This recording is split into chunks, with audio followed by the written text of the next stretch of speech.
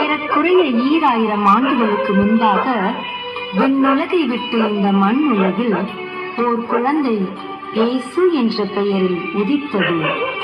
இந்த அகில உலகத்தையும் படைத்த அற்புத தெய்வன் தாம் படைத்த இந்த மனு குலத்தை மிகவும் நேசித்ததால் தமது செல்ல குமாரனாம் இயேசுவை நம்மை மீட்டு ரட்சிக்கும்படியாக இவ்வுலகிற்கு அனுப்பினார்.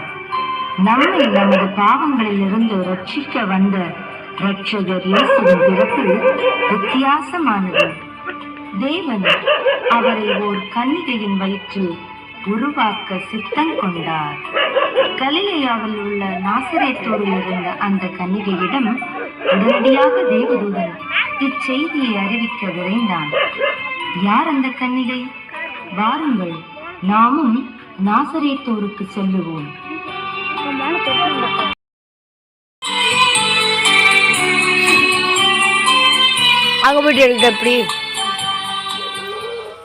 கிருபை பெற்றவளே, நீ வாழ்க. கர்த்தர் உன்னுடனே இருக்கிறார். பெண்களுக்குள்ளே நீ ஆசீர்வதிக்கப்பட்டவள். இந்த வாழ்த்துதல் எப்படிப்பட்டதோ? மரியாளே, பயப்படாதே, நீ தேவனிடத்தில் கிருபை பெற்றாய். இதோ நீ கர்ப்பவதியாகி ஒரு குமாரனை பெறுவாய். அவருக்கு இயேசு என்று பெயரிடுவாயாக. அவர் பெரியவராயிருப்பார், உன்னதமானவரின் குமாரன் எனப்படுவார். இது எப்படி ஆகும்? எனக்குத்தான் இன்னும் கல்யாணமாகவில்லையே. பரிசுத்த ஆவி உன்மேல் வரும். உன்னதமானவருடைய பலம் உன்மேல் நிழலிடும். ஆதலால் உன்னிடத்தில் பிறக்கும் குழந்தை பரிசுத்தம் உள்ளது. அந்த குழந்தை தேவனுடைய குமாரன் எனப்படும். தேவனாலே கூடாத காரியம் ஒன்றுமில்லை. இதோ நான் ஆண்டவருக்கு அடிமை. உம்முடைய வார்த்தையின்படியே எனக்கு ஆக கடவது.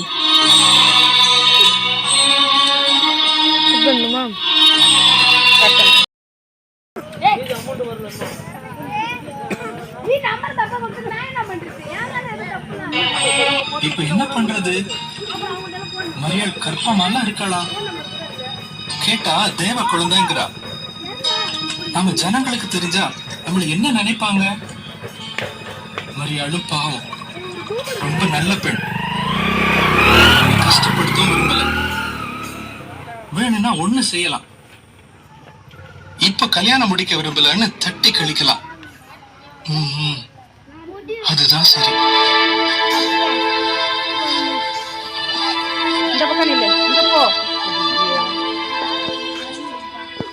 தாவீதின் குமாரனாகிய யோசேப்பே, மரியாளை சேர்த்துக் கொள்ள ஐயப்படாதே.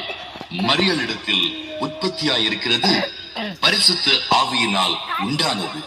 அவள் ஒரு குமாரனை பெறுவாள். அவருக்கு இயேசு என்று பெயரிடுவாயாக.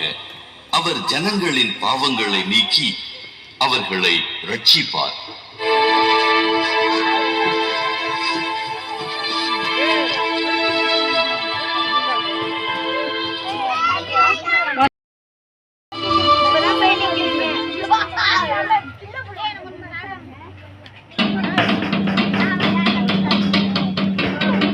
இதனால் சகல ஜனங்களுக்கும் அறிவிப்பது என்னவென்றால், உலகமெங்கும் உள்ள ஜனங்களின் கணக்கு பார்க்கும் பணி நடக்க இருப்பதால் மக்கள் தங்கள் தங்கள் சொந்த ஊர்களுக்கு உடனடியாக செல்ல வேண்டும். எந்த காரணத்தை கொண்டும் தாமதப்படுத்தக்கூடாது. மீறினால் கடுமையாக தண்டிக்கப்படுவார்கள். இது நமது மாட்சிமை பொருந்திய பேரரசர் கட்டளை.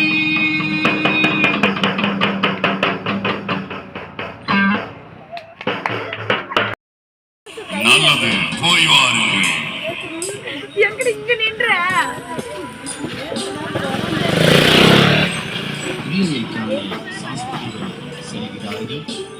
அவர்கள் கிழக்கிலே கண்ட நட்சத்திரம் பிள்ளை இருக்கும் இடம் வரைக்கும் அவர்களுக்கு முன் சென்றது.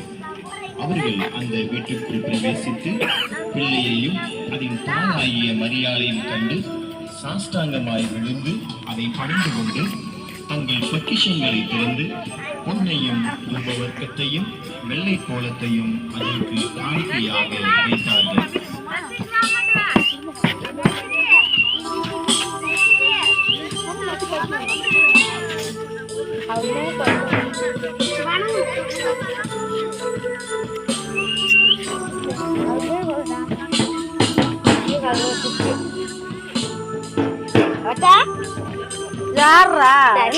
கீழான குமாரன் விசுவாசிக்கிறவன் எவனோ அவருக்கு நித்திய ஜீவனை அடைபடிக்கு அவரை தந்தருளி இவ்வளவாய் உலகத்தில் அன்பு கூர்ந்தார்.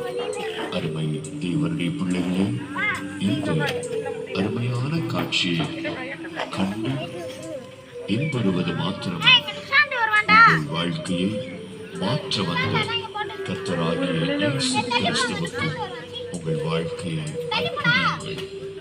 அர்ப்பணியுங்கள். அன்பார்ந்தவர்களே, நம்மை ரட்சிக்க வந்த இந்த பாலை என்று நமது உள்ளத்தில் அவருக்கு இடமளித்து நம்மையே அவருக்கு காணிக்கையாக அர்ப்பணிப்போமா? அதுவே அவர் விரும்பும் காணிக்கை. அப்படியே எல்லாரும் போட்டோ எடுத்துருடா.